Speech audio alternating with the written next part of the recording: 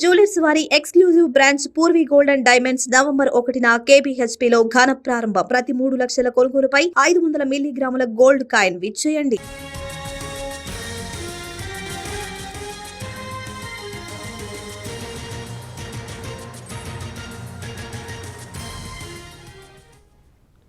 ఉమ్మడి వరంగల్ జిల్లా తడిసి ముద్దయింది. తుఫాను ప్రభావంతో ఉదయం నుంచి కంటిన్యూస్ గా వర్షం పడుతూనే ఉంది.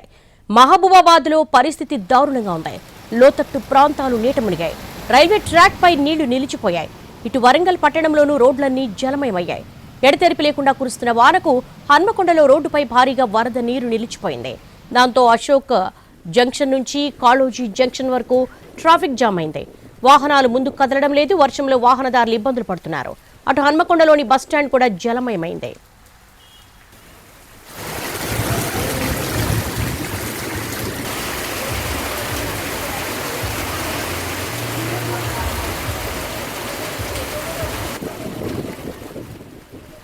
హన్మకొండలో పరిస్థితి అధ్వానంగా ఉంది. గంట నుంచి కురుస్తున్న వానకు రోడ్డుపై భారీగా వరద నీరు నిలిచిపోయింది. దాంతో అశోక్ జంక్షన్ నుంచి కాళోజీ జంక్షన్ వరకు ట్రాఫిక్ జామ్ అయింది. వాహనాలు ముందుకు కదలడం లేదు. వర్షంలో వాహనదారులు ఇబ్బందులు పడుతున్నారు. ట్రాఫిక్ ను కంట్రోల్ చేయడంలో పోలీసులు విఫలమయ్యారని ఆగ్రహం వ్యక్తం చేస్తున్నారు.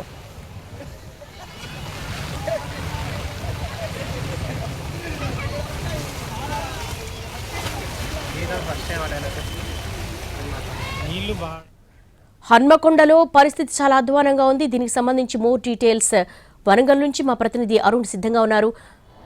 అరుణ్, వరంగల్లో ప్రస్తుతం తుఫాను పరిస్థితి ఏ విధంగా ఉంది? అలాగే గంట నుంచి కూడా వర్షం బాగా కురుస్తూ ఉంది. ఏంటి పరిస్థితి?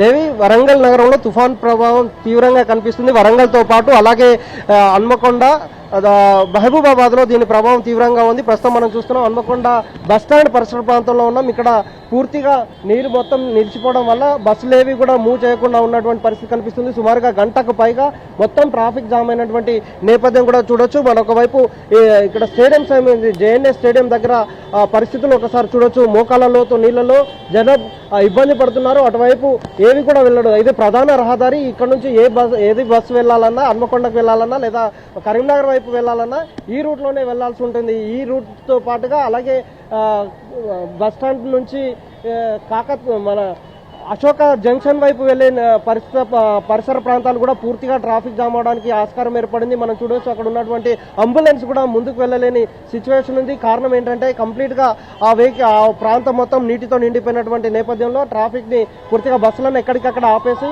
క్లియర్ చేస్తున్నటువంటి పరిస్థితులు చూడొచ్చు. ఎక్కడ ఇదంతా హాస్పిటల్ ఏరియా. ఇక్కడికి అంబులెన్స్లు ఎక్కువ వస్తుంటాయి. వాటిని అంబులెన్స్లు వెళ్ళడం కోసం కూడా క్లియరెన్స్ లేని నేపథ్యంలో చాలా ఇబ్బందులు పడుతున్నటువంటి పరిస్థితి కనిపిస్తుంది. వివిధ ప్రాంతాలకు పోయినటువంటి వాహనాలన్నీ కూడా బస్టాండ్కి చేరాలి. బస్టాండ్ మొత్తం నీట మునిగిన నేపథ్యంలో వాటిని డిపోకి పంపిస్తున్నారు. బస్సులను క్యాన్సిల్ చేశారు. అలాగే మిగిలిన వాళ్ళందరూ కూడా బయటే దింపేసి దాదాపు కిలోమీటర్ దూరం నడిచిపోతున్నటువంటి పరిస్థితులు హన్మకొండలో కనిపిస్తున్నాయి. హన్మకొండ చౌరస్తా మొత్తం నీట మునిగిపోయింది. దాంతో పాటుగా వరంగల్ నగరం కూడా పూర్తిగా నీట మునిగినటువంటి పరిస్థితి కనిపిస్తుంది. శివనగర్ అలాగే అండర్ బ్రిడ్జి ప్రాంతం పూర్తిగా నీట మునిగిపోయినటువంటి నేపథ్యం కనిపిస్తుంది.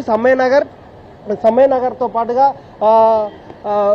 KU క్రాస్కు సంబంధించినటువంటి ఆ ప్రాంతాల్లో కూడా పూర్తిగా నీట మునిగినటువంటి నేపథ్యం కనిపిస్తుంది. మనం అందరం కూడా ఇప్పుడు ప్రస్తుతం చూస్తున్నాం JNA స్టేడియం వైపు, అంటే శ్రీదేవి మహల్ వైపు అలాగే అంబేద్కర్ వైపు వెళ్లాల్సిన వాళ్ళందరూ కూడా సుమారు నడుములోతు నీళ్లలో ఈ ప్రధాన రహదారి ఇది బస్టాండ్ నుంచి కరీంనగర్ రూట్ వెళ్ళేటువంటి ప్రధాన రహదారి మొత్తం నీట మునిగిన నేపథ్యంలో చూడొచ్చు.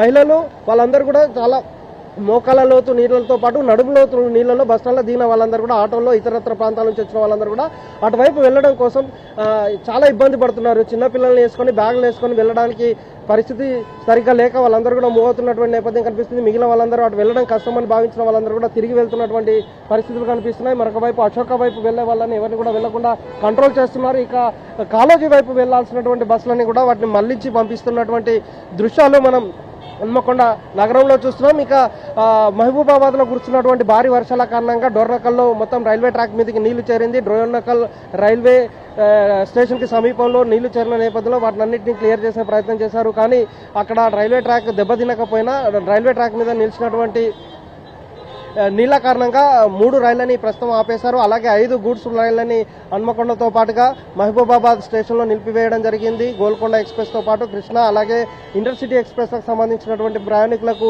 ఇబ్బందులు తలెత్తినటువంటి నేపథ్యం కనిపించింది.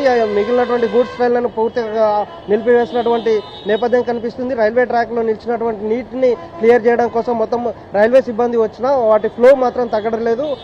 ఆకేరు వాగు నుంచి వస్తున్నటువంటి నీళ్లు కాస్త మరీ ఉధృతంగా ప్రవహిస్తున్నటువంటి నేపథ్యంలో రైల్వే ట్రాక్లో ఉన్నటువంటి క్లియరెన్స్ లేని నేపథ్యంలో రైళ్లని ఇంకా పూర్తిగా పునరుద్ధరించినటువంటి పరిస్థితులు అయితే కనిపించట్లేదు. మహబూబాబాద్, వరంగల్, హన్మకొండ జిల్లాల్లో భారీ వర్షాలు నమోదవుతున్నాయి. భూపాలపల్లి, ములుగులో, జనగామలో మోస్తారు వర్షం అయితే నమోదవుతున్న నేపథ్యంలో మొత్తానికి ఇబ్బందులు తలెత్తుతున్నాయి.